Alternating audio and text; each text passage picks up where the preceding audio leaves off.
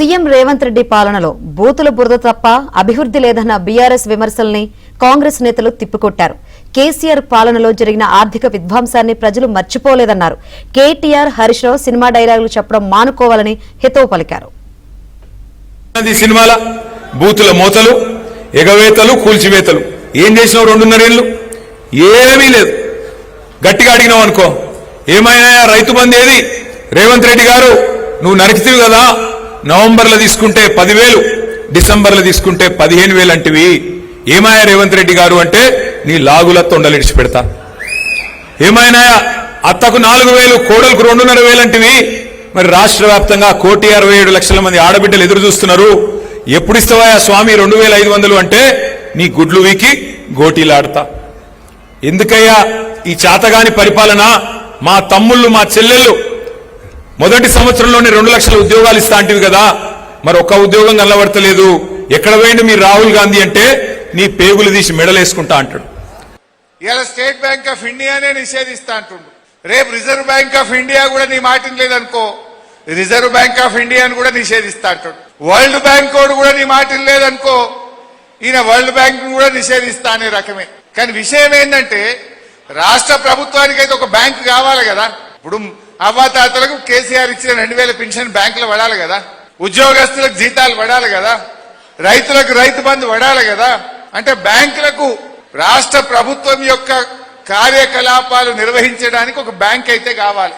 నువ్వు మరి state bank of India నిషేధిస్తా, ఎవడు నీకు వ్యతిరేకంగా మాట్లాడితే ఆ బ్యాంకునే నిషేధిస్తా అంటే మరి ఏం చేస్తాడు?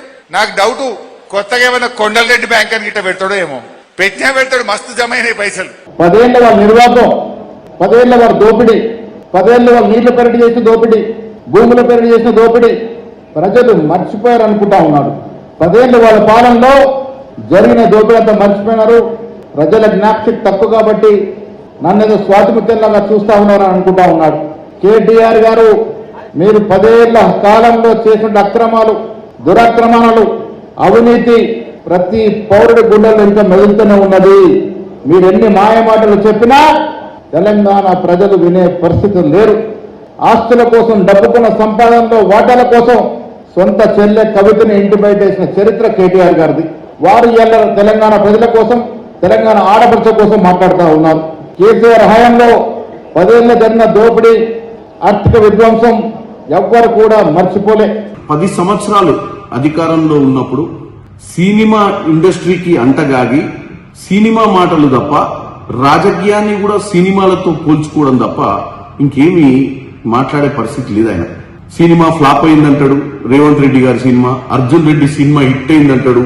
ఏం మాట్లాడుతున్నావు కేటీఆర్ గారు?